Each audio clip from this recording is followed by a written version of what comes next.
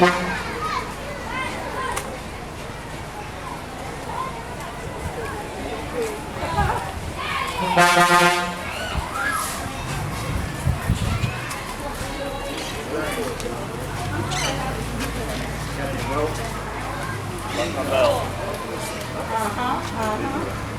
filming, right?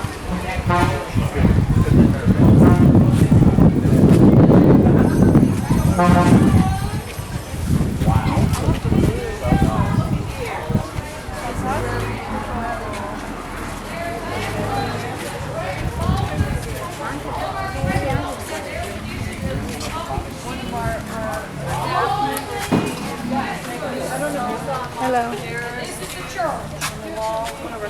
When we first started on this island, we had one classroom at the bottom of the hill where you got off the boat.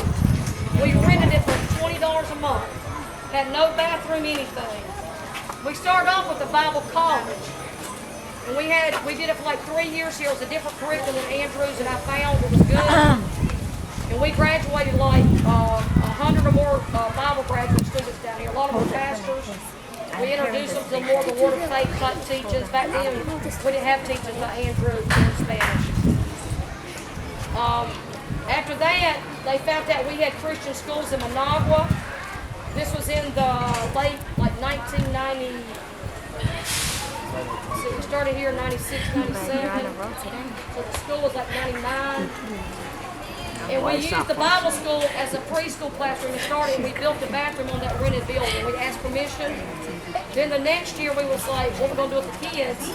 So we built another room onto this rented building.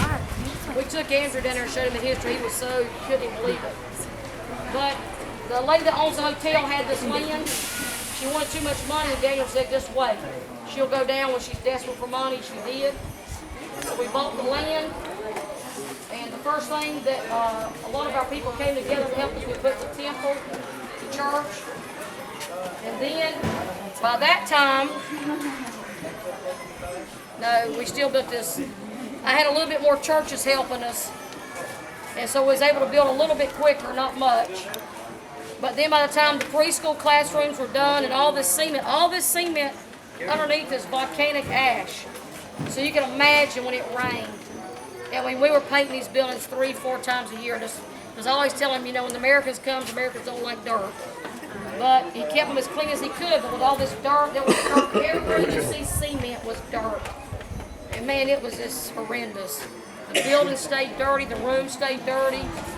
So we did this right here. This was a miracle. This was very expensive. We just now finished, which was thousands of dollars. We had to put barbed wire fences and walls all the way around to fortify to keep them safe. That way nobody can come in and snatch a child, which, you know, it's their law. I don't think that'll happen on the island.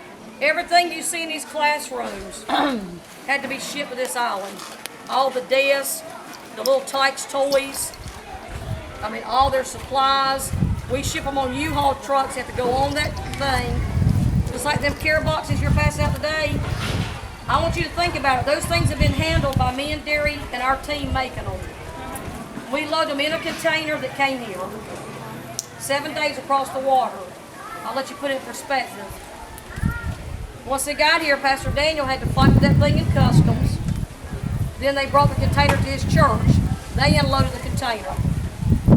Now, those boxes have been reloaded back into a U-Haul type truck, a box truck, put on that barge that you rode on several days ago, and now it's been delivered here.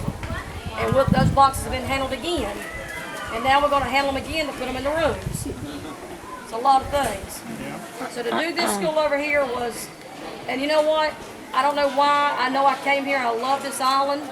People ask me all the time, why would you build a school between two volcanoes? Honest to God, until that man said that to me, I never thought about those volcanoes. To me, they were just volcanoes. He said, why would you build it? And I was like, yeah, I love the island, I love the children. And they're still to this day, and we started this school like in 1998, 99, and to this day, there's still not another Christian school in this whole island. And they break the doors down to get in this school. That's right. David told me today that the top student won the top for the whole entire island and for Rivas. And because of that, that's in all the because of that, we are the #1 school on this entire island and for Rebus. And Rebus was the place you crossed over on the boat. That's quite a testimony. We got our director is sitting beside Pastor Daniel. Her name is Rosa. She has been with us. She was the lady that came and said, will you start a school on this island? I went back and I asked my brother, who's a pastor, and he said we could. She has been with us since day one. She lived in here? She lives on the island. All these teachers live on this island. But when she started, she lived on the island? Absolutely. No, she lived here. A lot of these teachers were teaching public school, or they were getting their certificates wanting to be a teacher. So a lot of these teachers never leave on this island. Most of these students never leave. Very few turnarounds are in Homoteca. Unless they're teenagers, they act crazy, and they do. If we can't contain them and hold them, we put them out. And sometimes a parent might leave. Some of these children walk here a couple of miles. That's when they get bicycles, they love them, because now they can ride their bicycles for miles to school. It's that difficult for them to come to school. But for them, it's such an honor. Because if you saw the other, well, some of y'all saw the other public schools that's been here, they're terrible. They don't even have hardly no desks, they don't have no supplies, it's pitiful. So, Get some of the guys to go in and have their response. Tell them they can put their bags in the director's office. all your bags can go in the director's office, which is where she's standing, and go ahead and grab your pizzas and start eating.